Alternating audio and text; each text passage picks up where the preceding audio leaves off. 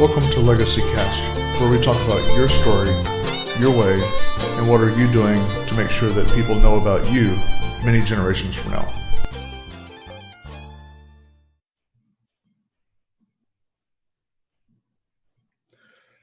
Welcome to our program today, Legacy Cast listeners. This is your host, James Snow with Legacy Cast. And you always hear here on this program what people are doing that's going to make their lives be heard for multiple generations. That really is what a legacy is. It's your story told your way, so that the multiple generations from now get to know who you are, what mattered to you, and really what you believed in. And today I have a wonderful guest, Charlynda, who is the CEO of Mutt. Yeah. Welcome to the program today, Charlynda. Thank you for having me. Yeah, and I have to ask, so where did the name Mutt Sauce come from? Mutt Sauce gets its name from my grandfather. His name was Charlie Farrell, but his call sign in Vietnam and Korea, served in the Air Force, was Mutt. They said he can blend in anywhere. Awesome. Yeah, I love that. Yeah, I was curious about where it came from, and now we know. It's an awesome homage that you gave to him. I inherited some recipes from my grandfather as well, so I'm sure that's very special to you that you're able to carry his legacy into what you're doing, and that's really big to us here on this program, because that's what we're all about. It's it's doing something that's greater than ourselves. We as both being veterans, you're Air Force veteran, myself being Army veteran. We joined because we want to be part of something bigger than ourselves. We wanted to be part of something that was greater than us. And so really legacy is something that's really powerful to us. We're made for legacies, I like to say. And it's, as I tell people all the time, it's a lot more than just money. Granted, in my real business world, I do financial practice, and so it's all about money in that direction. But legacy isn't just money. It's like I tell people all the time, it's the things that you do. It's the things that you believe in. What are you teaching your children? What are you doing in society? What are you doing in community that's going to make something bigger? And so just kind of get into some of the questions I have for you today, Charlynda. What does having a legacy mean to you in particular? Well, I definitely tie in the legacy to a feeling of humility. Because it's not something that I think you grow up saying, this is what I want to do. I think sometimes it finds you, like this calling, like a calling that happens at some point in your life that you realize that you have to keep something going. Whatever it is in your family or whatever it is in your lineage, you have to keep something going. So that's why I say it's humbling, because I was going about my business. I was in the Air Force. I had been serving for a few years when I found out that I had inherited the sauce recipe. My grandfather had passed away in 2005, but I didn't find out until 2013 that he had left it to me. So at that point, I thought that I was fulfilling the family legacy of service to my country, because we're a 4-generation military family. That's, for me to know that he had handed me yet another task with no instructions. That's why I say it's a humbling thing, because Sure. you could have chosen anyone.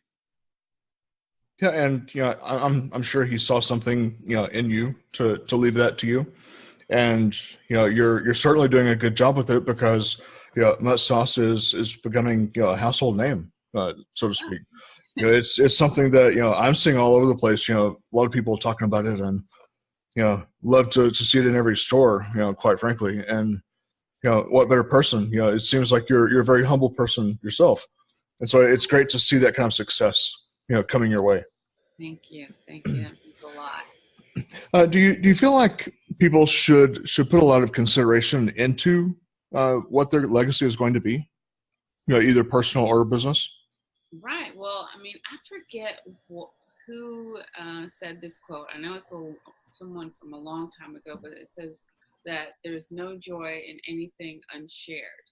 So, I think that people should really focus on what they're giving away versus what they're getting. what have you accumulated in your life that you can pass on to someone else? It doesn't necessarily have to be your children. Mm-hmm. I don't have any children, but I love mentoring kids. I love teaching them what I know. I love telling them about every mistake I've ever made. Pray that they don't make it. Sure. But I think that legacy is important. I think that you're here to share your gifts, and you're here to pass something along to someone else. It's like it's a chess game, right? Your life is like a game of chess, and everything around you, you're moving one piece at a time, but there's this big chess game that's 50 moves ahead of you. And it's going to happen. Whether or not you want to be known for something, you're going to be known for something. That's true. So how would you say that correlates into what you do from a business standpoint, as a businesswoman, the legacy concept? And you're just more forthright. You're more conscious of what you're doing and the decisions that you're making, because ultimately it leads to what was the story of your life, what was the summation of what you did, what was in between the dash of when you were born and when you died, like what was in that dash. So I'm just more intentional about those things. I kind of think I'm a person who thinks 3 steps ahead versus like the next thing.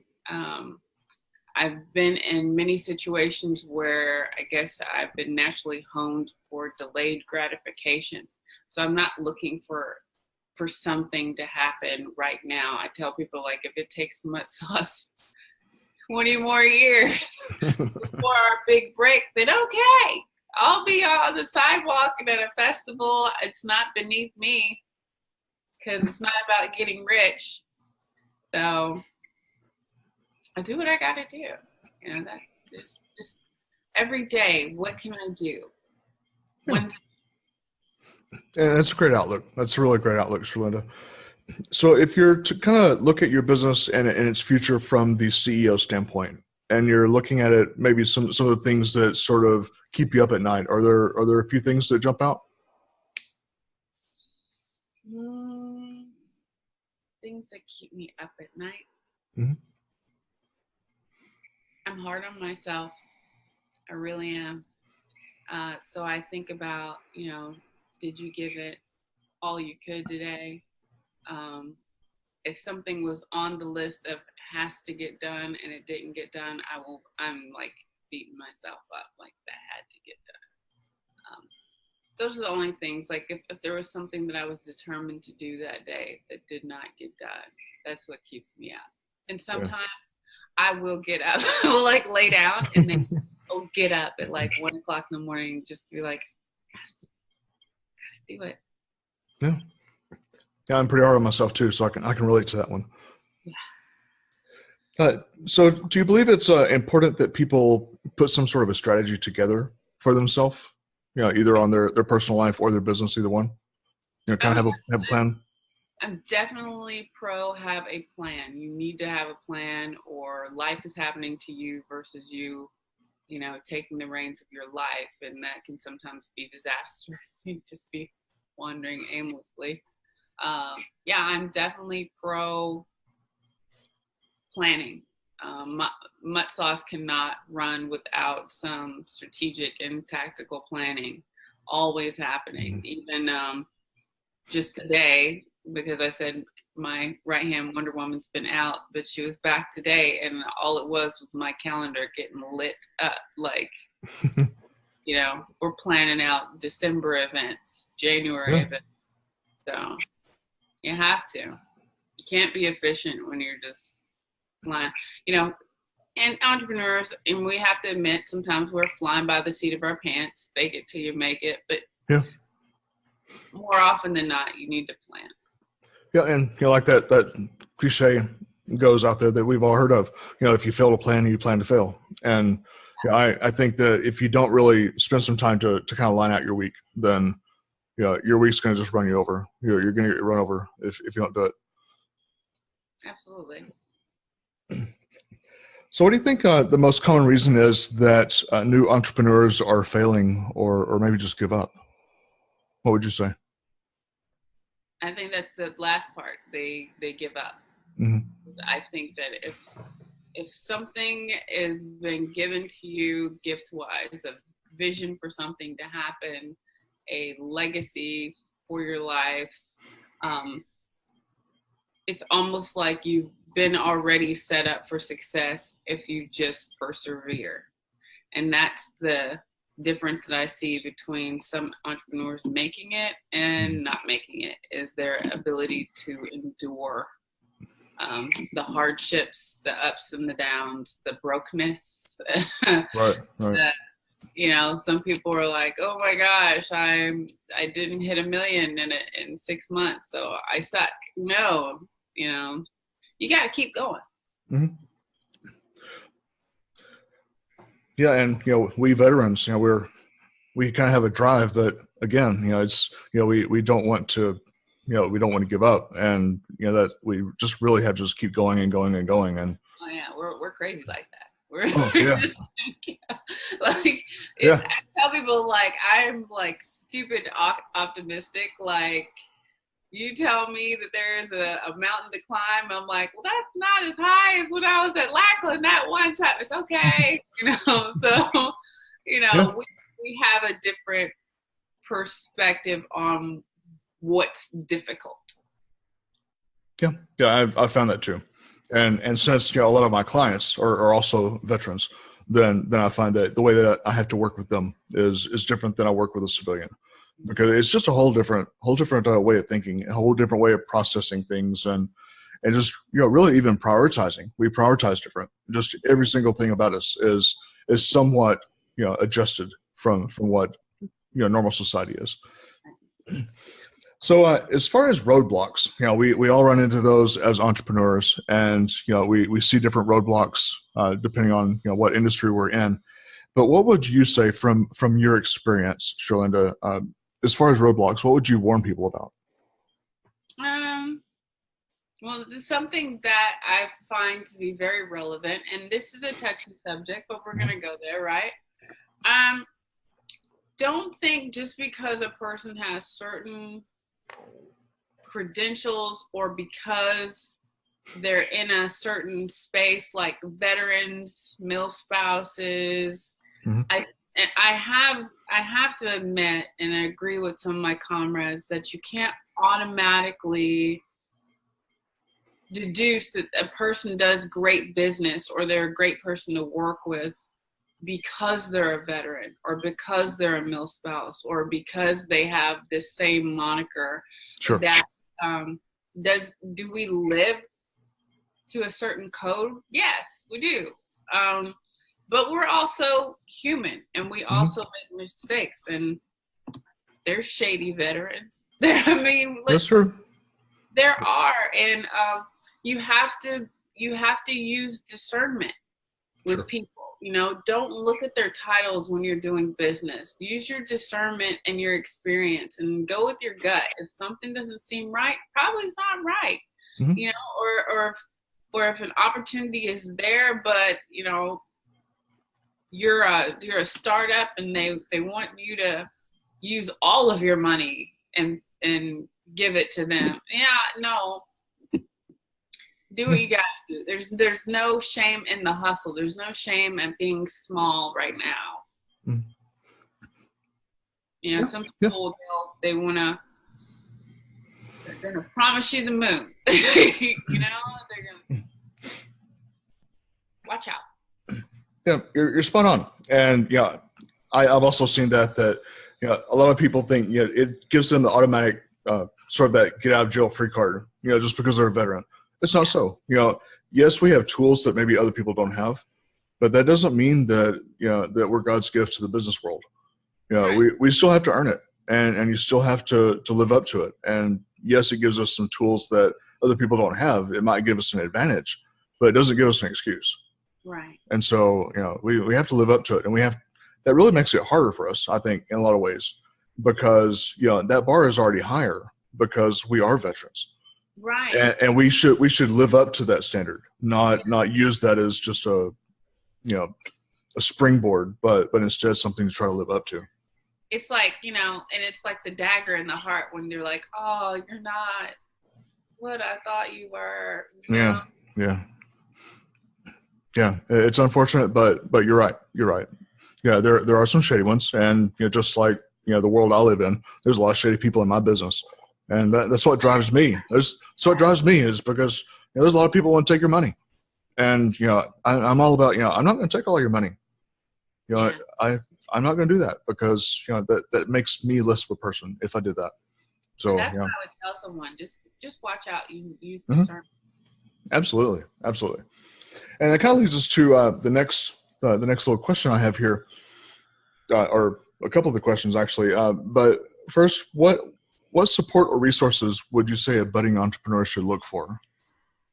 Oh wow, well, I would say to anyone starting out, they're just starting out, you need to find resources of people who are smarter than you.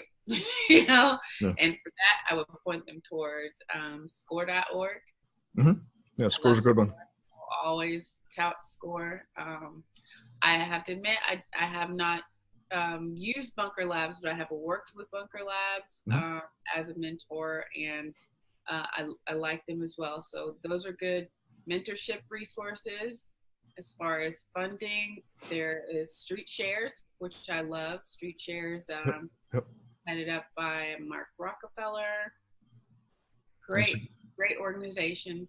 And there's opportunities for funding all the time, every month, I think. And I would say connect yourself with other veterans or people in your space, entrepreneurs in your space, to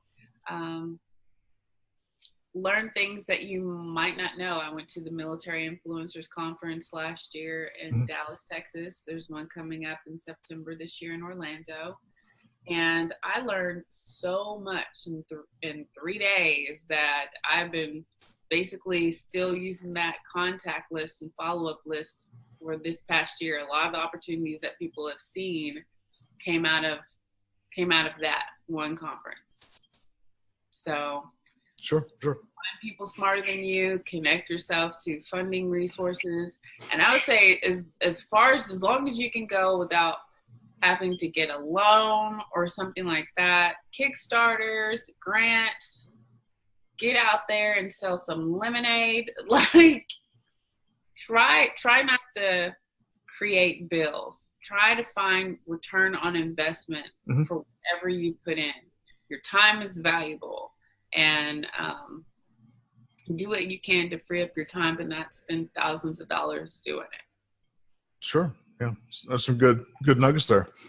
Definitely some good nuggets, and I agree with you on several of those points you're mentioning. Bunker Labs is an awesome group. Veterati is another one that's out there that has some good mentorship.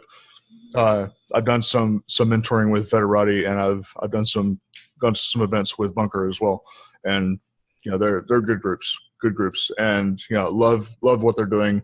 Mark Rockefeller's a great guy, somebody I've partnered with on some things. So Mark's killing it. He's really taking care of some good people and doing a lot of good things up there. So I like to see what's going to be happening around the bend. So I'm excited for September. I tell you right now, oh yeah, all year for just that one conference. Yeah, Gutierrez is a good guy. So as far as values showing up in the workplace, we've seen a lot of that kind of starting to happen now. It was sort of taboo for us to bring our values into the workplace. But how do you feel about that? Branding your business, based on your value system. Oh well, I was raised with a certain set of beliefs, and I am not afraid at all. And it might play into the fact that I'm in this stage of self-actualization in my life. I'm in my nearly 40 now, so it's like I've lived enough life that I've seen things. I've experienced the good, the bad, and the ugly, and I accept everything that I've been through, and I'm grateful and ultimately humbled And I think that I have finally settled on the fact that my faith has driven me this far. My faith has definitely played a major part in the opportunities that I've had. It has kept me humbled because I do believe in something bigger than myself. And I tell people, like, I'm not going to tell you who to believe in or what to believe in, but I definitely think that it helps to believe in something bigger than yourself. Yes. Because if you don't, like, your ego, I mean, I just see people's egos when they think that they're at the top of the heap, the biggest guy on the mountain. Like, it's just disgusting. I'm like, I can't stomach you. Oh my God, you love yourself so much. There's nothing bigger than you. Okay, and nobody can say anything. All right, do you? So I can't hardly work with people like that. I'll admit that, and I surround myself not with people who think like me, but they do share the same values. And it can be, you know, you can have a different faith, but it's like, you have humility, and I value humility. We're a very family-centered company. I have a couple of single moms that work with me, and I'll tell people in a heartbeat, having children should not hold you back from an opportunity. Because if it weren't for my mother, who took me to college with her and made me sit in the back of class while she got her degree, you know, like, that's who helped me get to where I am. And her being a mom, she didn't let it hold her back. And I'm never going to tell a mom that she can't work for Mutt Sauce because she has little kids, or I have to have my little kids at the farmer's market. Great. That's great. Have fun. You know? Yeah. So definitely family centered. And we love our country, you know, people who are dedicated to promoting an American made brand. I mean, we're sure. I love this country, and I love the opportunities that being here has afforded me. Now, I will say my whole family is like United Nations. I have a very diverse family. Pretty much every background you can think of is in my immediate family. So it's like one team, one fight. And when I say one team, one fight, I'm not looking at you, you know, the way you look. I'm looking in here, the content of your character. That to me is like one team, one fight. No, very well said. Very well said. Yeah, I personally am also a person of faith, and that's something that drives what I do in my business, and I don't shy around about it. It's something I put on the table. I wear it, very much, as a suit. It's something you can't get away from, when you deal with me. It's, even the core of my business, Proverbs 13:22 is a core scripture that I believe in, that, and, obviously with a program Legacy Cast, go figure. But, we are supposed to leave something. And, so it gives us a roadmap, and it's very important that we have that. And it defines us. The things, you were mentioning, having single moms, it's great that they're able to do that, because, the fact that they're a mother, it's not their defining character. That's just one layer of them. There's a lot of other things about the person. And, just, whether they're a parent or not a parent, whether they're married, not married, whether they had this particular faith or this other faith, those are qualities, not defining characteristics. Yeah. And so, their integrity is really what's going to drive, what they do. And, I love how you're describing just, the family-owned business. That's so much a core of what our country is, I think, and, small business and family-owned businesses are the backbone of our country. They are. Yes, they are. 90% of, I think, our economy nowadays is probably small business. Mm-hmm. And so, let the small businesses rule. Local economy, absolutely. So what's something that earlier in your life you wish you had done that you've learned you probably should have done that's important? I wish I was not so hard-headed when I was little. I was a hard-headed kid, let me tell you. Really? I was, yeah. And I think it was just hard because I grew up with a single mom, but I was also the daughter of a very smart man. He was a Nigerian immigrant who Mm-hmm. had gotten an education visa because he was one of the smartest men in the entire country back in the 70s. And so he came to America to study double engineering, electrical and mechanical. And so being half Nigerian, I grew up with my grandparents in a small farmhouse in Tennessee, rural Tennessee in the 80s, with my mom and my grandparents.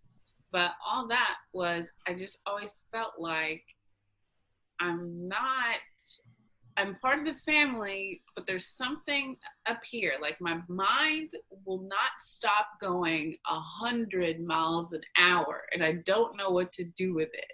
You know, we're out in the country. We call it the cut. Like we're out in the cut. Like there's no programs. There's no special classes. So I think I was just an annoying kid because I couldn't shut my brain off and I couldn't really relate to people. And sometimes it was just frustrating, and I was frustrating to deal with. So yeah, I was like, I know I'm working my mama's last nerve right now. I just don't know what to do. I just sometimes look at her like, I'm so sorry. I don't know. But after a while, you know, once they try to figure out, okay, well, it's not that she's misbehaving. She's really just working through boredom, you know, so we have to give her stuff. We have to give her stuff to tinker with and problems to solve. So, yeah. Back to the question, I would have shown my mother more grace and appreciation in my youth. I feel like as I'm older now, I'm trying to make up for it. You know, I'm trying to shower her with all this spoilage and appreciation because I got on her nerves. I think we probably all did. So I guess that the racing mind is still a part of who you are then? That still exists? Yeah, I mean, I feel like I deal with it better. I'm a list person, so I have a book where if something's on my mind, I just write it in the book. And that way I can get it off my mind and come back to it later, or I can hand it off to somebody to say, hey, that was a thought. Tell me whether or not we should go with it or not. So my team uses my little scratch writings and stuff to see if there's something we should develop into a project or whatever it is. So what has happened in the last year is, you know, we have Mutt sauces taken off, but I also started a marketing company.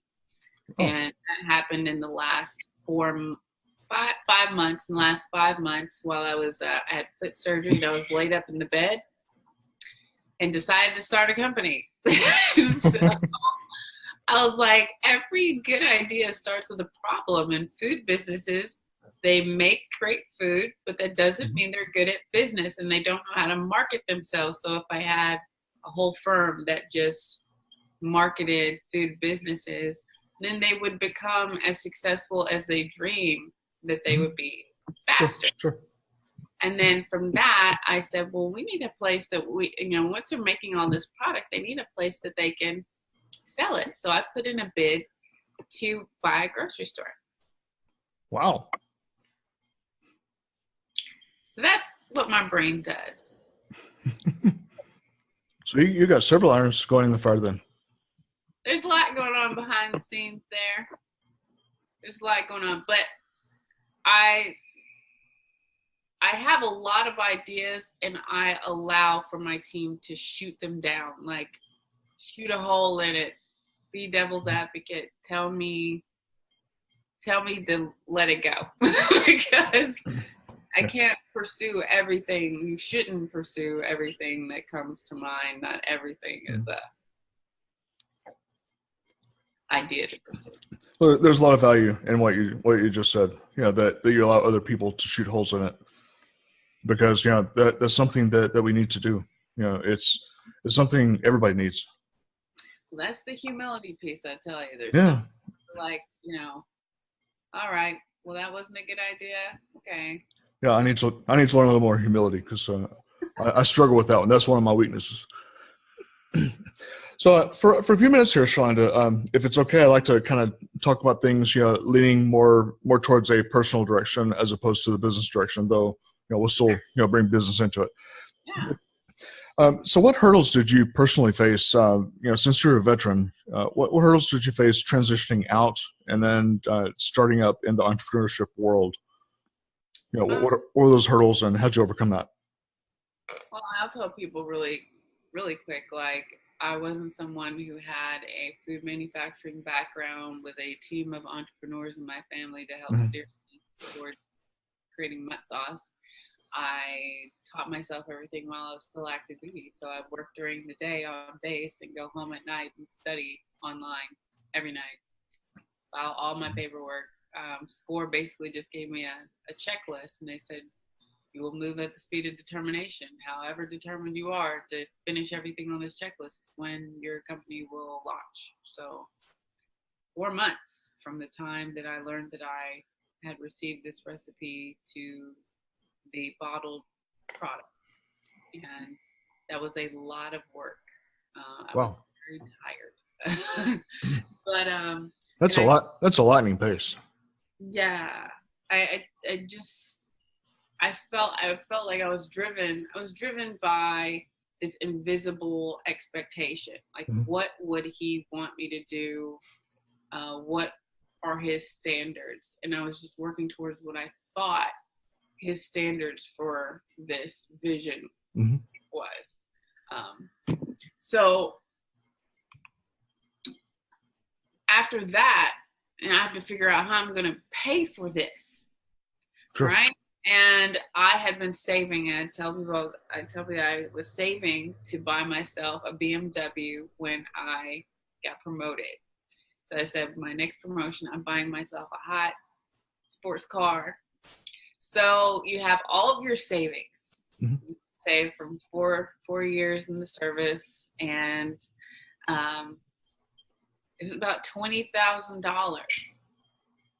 And I said, I'm going to either buy my sports car or I'm going to buy a bunch of bottles of sauce.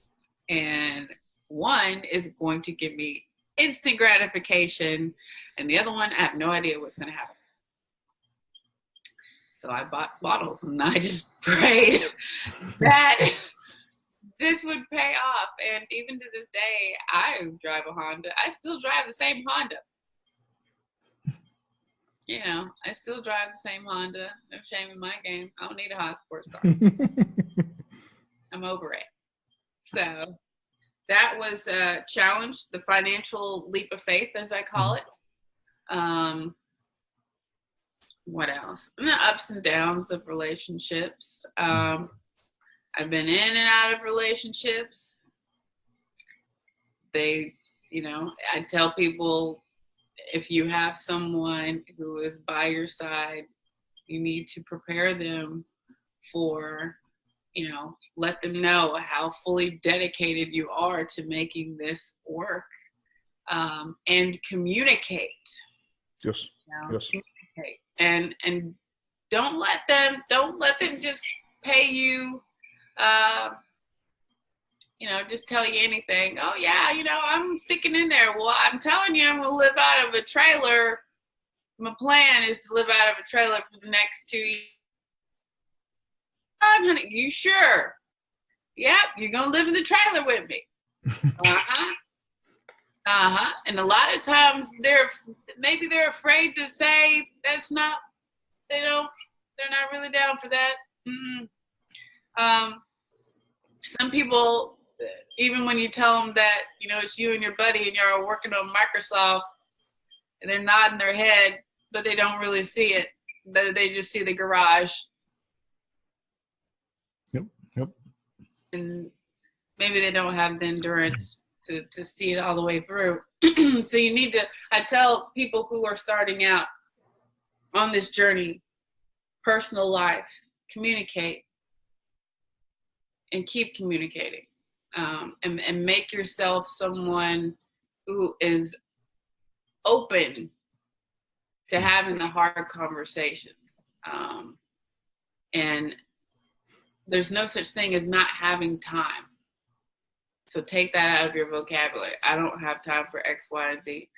If something is important to you, you'll make time for it. And that includes your relationships and your marriages and your children. True. So that is what I learned. So was that kind of obvious to you, or did you kind of stumble on those answers? It was obvious, but my situation, I think, was when the person is like, I'm ride or die, but they weren't really like ride or die. You know, like, it's okay to be honest about how you really feel. Yeah. That was my thing. Like, when I say one team, one fight, you're like, one team, one fight, but you don't really mean one team, one fight. So that's how I put it. So if you can talk me kind of through, Charlynda, what was going on when you started your business, and kind of what that looked like. Okay, so I call it the Scales of Food Production. Mm-hmm. Maybe one day they'll literally name it after me, but it started out with learning about my bandwidth, right? So sure. I have the bandwidth to do being active duty. I can't make it at home. So I would say that's the first level of food production, is you're someone who's making it out of their house. Mm-hmm. So I had to learn about how to have someone else make it, and that's called co-packaging. So with co-packaging comes a lot of rules about the chemistry of a tomato-based product, or how it's processed. It's called Food Process Authority. You have it lab tested. You have the pH balance tested. You learn what the shelf life is. You learn how to cook it so people don't get botulism poisoning. And you learn how it is bottled and the method by which it is bottled. So I've co-packaged as the first run of my sauce. So I started as a co-packaged sauce, which means that I am paying someone else to make my product. The only way, and I'll tell people this in the food industry, you cannot copyright or trademark a food recipe. There's no such thing. You do trade secret agreements and non-disclosure statements. That's the only way to protect your recipe. Oh. When people are like, oh yeah, I did a copyright. No, you didn't. Can't do it. Not possible. When Coke says that they have locked their stuff in a vault, they have physically locked it away. I actually have a lockbox for the original recipe. And everyone in my family did a one team, one fight. My grandfather's children, grandchildren, I think there was like 30 people. We all signed indefinite non-disclosure. So basically, we are taking this to our grave. You will not hear us ever talk about what's in it. Yeah, and that's what you have to do. That's the extremes that you have to go through to protect a recipe like that. So I paid an Amish company. That was my first manufacturer. They were an Amish company out of Chillicothe, Ohio, which is 3 hours from where I live in Dayton. And I rented a U-Haul van and went down there at 4 o'clock in the morning, didn't leave till 8 o'clock that night because they hand poured 700 bottles. And the Amish don't use machinery. Right. So when I walked in, I hear manufacturing, but my visual was like what you would see coming off all the bottles like flying down some assembly line, and they're like, no, we're the machine. So they hand crank those things out. That was the process by which I got my first production done. And it's basically repeat the process until your manufacturer hits capacity.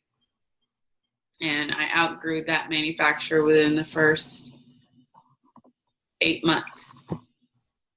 And so then I found another manufacturer who was right here in Dayton, and they had the assembly, but it was, I could do probably 2,000 bottles at a time. And then we just recently moved to our recent manufacturer who did 8,000 bottles in a matter of a couple hours. So. Good grief. Yeah, that's where we're at. Stepping it up. Yeah. So that's the actual manufacturing process that happened. Of course, along the way, the big team. I tell people like Mutt Sauce is not just me, although I was doing a lot of the demos and I was doing the store demonstrations and stuff myself. But sure, I have a team of 11 independent contractors off and on, interns, my assistant, CPAs, all these folks. A lot of people make Mutt Sauce happen behind the scenes. Sounds like pretty good going operation though, with what you have. It's a lot, but I mean, I around 2015 is when I hit a wall because imagine that time I was still active duty when I had my first run, so I was still going on base and trying to be Clark Kent and then be Superman in the evening, or vice versa. I don't know. Right. It was all blending together at some point. It was 2015. I was like, I can't do this, and I was trying to step up to the plate of being a mill spouse. So I don't know why this didn't dawn on me that when you become a mill spouse, all the stability that you're trying to get when you're leaving active duty, you give it all up when you become a mill spouse because you're going wherever your spouse is going. Sure. So I took off my uniform. I became a reservist, so I'm still an Air Force reservist. And I left. I left Ohio in 2015 to be a mill spouse, and I went to Washington, D.C. So I was trying to run Mutt Sauce from Washington, D.C., left all the operations in Ohio, because what you'll learn about branding is your brand isn't what you say it is. Your brand is what the people say it is. Sure. So my customers, the people who are trying the sauce, are like, this is an Ohio brand. Well, okay, I guess I have to leave it there. But then you got to figure out all the things that you did. Now you have to pay other people to do that. And I flew every single month back to Ohio for 2 years after that to check on things. So that's what you got to do. I mean, if people want to know how I got to this point, that is what life looked like for the first 3 years of running Mutt Sauce. So there's a lot of dedication involved in that. Sounds like, just to keep the thing going. Yeah, it's a lot. That's why I tell people, like, you have got to persevere. You can't be afraid of the hustle. There's nothing beneath. You can't have that mindset that, oh, yeah, well, I've been in this for a while, so I'm not doing farmers markets anymore. Okay, well, good luck in your business.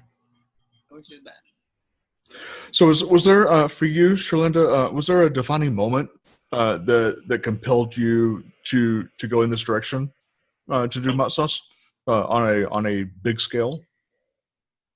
Well, I mean, it's really just like a rolling. One thing leads to another, right? I'm following what the customers are saying. I'm listening to what their desires are. I'm watching what the demand is. So we started out with 2 flavors, original and sweet and spicy. And my family gets so upset because I'm allergic to pepper. And so when my grandfather made Mutt Sauce, everybody could have it except for me because it has pepper in it. And he had made me a version that didn't have pepper so that I could enjoy it with the rest of the family at the dinner table. So when I started Mutt Sauce, I called my version the original, which just ticked off everybody. They're like, that's not the original recipe. I was like, well, I've never tried the other one. So this is the original to me. So we had 2 flavors. But when we were letting people try the sweet and spicy, of course, there's this trend of spicy food, and people are like, that's not spicy enough. Like, we want something hardcore, but we're not like the hurt you. We're a flavorful sauce. Mm-hmm. So I had to research for months about peppers. I researched peppers in the evening until I learned about ghost pepper. And ghost pepper was the only one that did not overtake whatever you mix it with. And it is a subtle heat. So if you eat it raw, you're going to feel like you're dying. But if you mix it with something, then it actually tastes really good. Mm-hmm.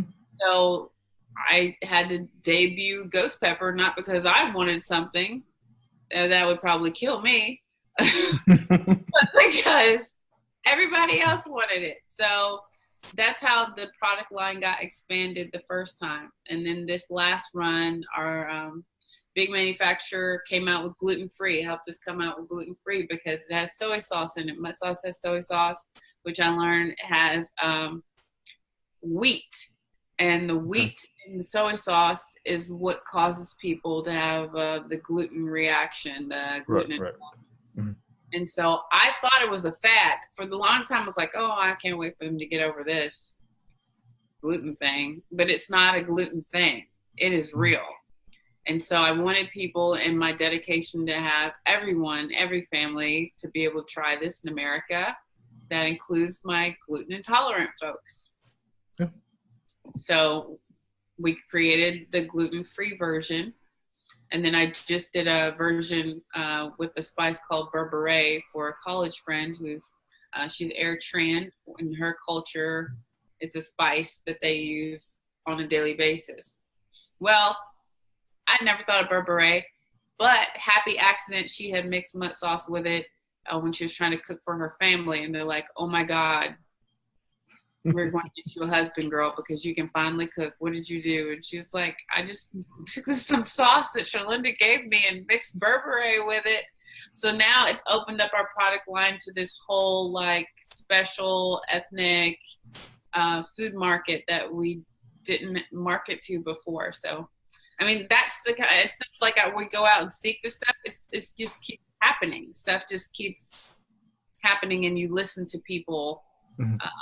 As those things occur. Yeah, and that's how true blessings happen, I think. Yeah. They just sort of, they happy accidents, as as the painter Bob Ross would say, as those happy accidents that sort of come along. I love it. So besides what you're doing now, would you say that there's a profession that you would think of going into other than this? I wanted to be a doctor, James. Oh, you did, huh? Yeah, growing up, I wanted to be pre-med. Chemistry, though, and math, I can't get down with it. I love the aspect of going in there and the biology part of it, mm-hmm. just the numbers. And I took AP chemistry in high school, and it just did not gel well. I dropped out. And ever since then, I should have just kept going because, it's probably just one class and that was it. And the rest of it would have been joyful. It's like when people say, oh my God, I can't be in the military because boot camp was a nightmare. Well, it's designed that way. Like, that's not TI is not in your face at your desk at work on the base. Like, that's not real life. You just have to get past that and learn from that, and then you can enjoy service. Yeah, that's what it was, a roadblock. But I love helping people. I love, I love that stuff. I love anything that has to do with medicine and science. I want to be a mom. Like, I'm very passionate about being a mom someday. So, that is still on my dream sheet. So excellent. So what would you say is one of your greatest strengths? Oh, wow. Just being sickeningly optimistic, Sick. Yes. I'm a silver lining person. I mean, you can give me a bad situation and I'll tell you the silver lining. Oh my gosh, it took so long to get to work. You have a job. A lot of people who don't have one of those, so I'll spin a bad situation. And then sometimes I know it's okay to not be okay, but for the most part, I'm pretty optimistic. Well, that's a good one. And you know what the next question obviously is going to be? What's the greatest weakness though? Mentos. Mentos. Mentos. Is that okay? Weakness. Well, you know, I've noticed that I need help with focus because I have so many ideas that I need people to tell me, like, stop, let that one go with that one. Like we talked about before. I'm definitely someone who needs someone to tell me to let things go in the other direction. So that's my weakness. And yeah, Mentos, like if I don't quit, like diabetes is in my future because I love sugar. That's probably something people did not think about you. Would have never imagined that you had this Mentos addiction going here. Mentos addiction, like it's bad. Like I get super nervous when I do public speaking. I like right before I go out on stage or right before I speak, I am a nervous wreck. I'm a full-on anxiety attack. Give me a bag to breathe in. I feel nauseous and shaky. Like you can never tell it when you look at the videos of my speaking engagements, but like right before I go out there. And now they've learned that they can calm me down by handing me a Mentos. So if my mother is there or if my assistant is there, and they'll just like, hold out your hand. And I'll just, my Mentos like, okay, I'm good now. All right, I can do this. It's weird. Everybody's got their thing. Yeah. That's awesome. I'm weird. Yeah, it's beautiful weirdness. We all have that. So everyone kind of has that place they go to get their ideas. You know, maybe a place in the house, or you know, walking the dog, or a place in nature or something. Where's your best place to get ideas? I go to sleep. Really? Yeah, I'm a pretty vivid dreamer, and so when something's on my mind, I'll be like, I'm gonna go take a nap. Because for me, it feels like there's a movie in my head, and I need to see how this plot comes out. And I think that, you know, faith-based, I think that that's how God is talking to me. Like, I'm trying to show you something, and so I just have to slow down, be still, close my eyes, and work it out in my head. That's interesting. I don't go, and you know, a lot of people are like, oh, I go work out, or I go walk the dog, or I go to sleep. That's what I do. And you know, I'll write things down. So I have my book, and I'll write things down. But I'm big on dreams. I will lay down and just let my dreams take me wherever. So if you're to describe kind of from a very high level, what the process is behind what you do, you know, as the CEO of Mutt Sauce, what would you describe, you know, your role for people? I am like the biggest cheerleader. I will tell people all the time, there's the one thing that I think that helps a person, can catapult a person from mediocre to outstanding, is not a bunch of programs or anything like that. A lot of times you can look at someone's life and tell if someone's been told that someone believes in them. You know, if you hear them talking and you hear all these seeds of doubt that have been like planted in them by a parent or a boyfriend, girlfriend, or someone along the way has put the brakes on their dreams with their own pent up problems, or, you know, dad couldn't do it, so he doesn't think you can do it. Yeah, you can. I believe in you. So one of my jobs is to sow seeds of hope and determination and yes, you can do it, confidence in all the folks that work with me. Push yourself to be more than what I ask you to do. You know, not that I'm trying to have you work a lot of hours, but, you know, how could we do this better?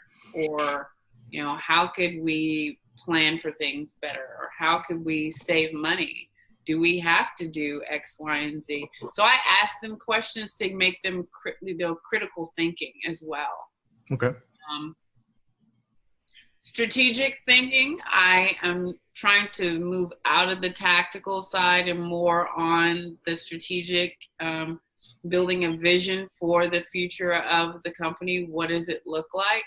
And holistically, you know, how does everyone who's on the team fit into this vision? So when I come up with ideas like Taste Marketing, the marketing firm, and the grocery store, I'm actually incorporating everyone on the Mutt Sauce team into this vision and thinking about how they would be really great, or how this person wants to get out of their full-time job that they're working on base, and you know they can't drop their kid off. So how do I give them an opportunity that is good for them and their family life? So at all times when I'm having ideas, I'm like the chessboard, like how does my 16-year-old worker during the summer have a good, how do I set her up to have a good internship and experience going into college? Well, if she's working part-time for Taste Marketing, she has marketing skills. She's going to have sales skills. She's going to have interpersonal skills. So I'm thinking about that at the same time that I'm like throwing out an idea. What I'm getting better at is voicing just how many things are happening in my brain at the same time. Sure. So that's where I see like I'm now in a good position to give the strategic vision and how I've connected everyone to my random thoughts, what seems random, but it's purposeful. And to tell them that you're in my life and you're on this team for a divine reason. And I believe in you. Even if you don't believe in you, I believe in you. I'll believe in you till you get to that point, to where you need to be. So there's probably a lot of cat herding. You know, it was what you do, right? I mean, well, you know, we have a small enough team that, you know, we're efficient as long as we're all communicating, which I tell people is probably something behind the scenes that they won't see with most other companies. We have this thing called radical transparency. Mm-hmm. And we learned it in the military. It's like bad news doesn't get better with time, so you might as well tell me now. Like, right. I don't care what it is, how bad it is, tell me now. Because you'll see them fidget. Like, well, no, I got it. No, it seems like you're trying to hide bad news. You need to tell me now. You know, just tell me now and we'll deal with it as a team, one fight, versus something disastrous happening later on. So for the final question of our time here together, Charlynda, tell me something about you that other people don't know. A little trivia question there. Trivia question? Yeah. What they don't know. I love languages. Oh, really? Hablo un poquito de español y Nihongo onegai shimasu. Watashi wa neiki desu. Let's see. I can do American Sign Language. Cool. Let's see. So if you were to meet a person in Dutch, you say, "Hallo, mijn naam is Charlynda Scales. Aangenaam," which means, "Hi, my name is Charlynda Scales. Nice to meet you." Yeah, I love languages. Cool. And I teach myself on YouTube. On YouTube. So how many languages do you speak? Oh, fluently, I would just say I haven't counted myself as fluent in any of them. I do pretty well with Spanish. I actually got really good Dutch because a friend of mine was going to the Netherlands to be stationed, and I thought that we were going to learn Dutch together so we'd have a secret language when she got back, and she didn't learn it. So I learned Dutch for no reason. Well, it's handy or not. Japanese, my mom lived in Japan most of her childhood, so she taught me what she knew when I was little. And sign language, I can understand sign language better than I can sign. We had a friend in elementary school who was deaf, and so our class learned sign language. Yeah. It's impressive. It's impressive. My little trivia. Well, Charlynda, yeah, it's been a great honor to have you on the program today, and very much of a pleasure to get to know you and get to kind of dig in a little bit and find out, a little bit behind the scenes of what's going on with you and your world. And certainly love to have you on the program again, sometime down the road if you're game for that. Well, thank you, James. You're a pleasure to talk to you, and I just want to applaud you for what you're doing to help with people learning about their legacy and exploring their legacy. And above all else, thank you for your service. Well, thank you. And until next time, we'll see you around the bend.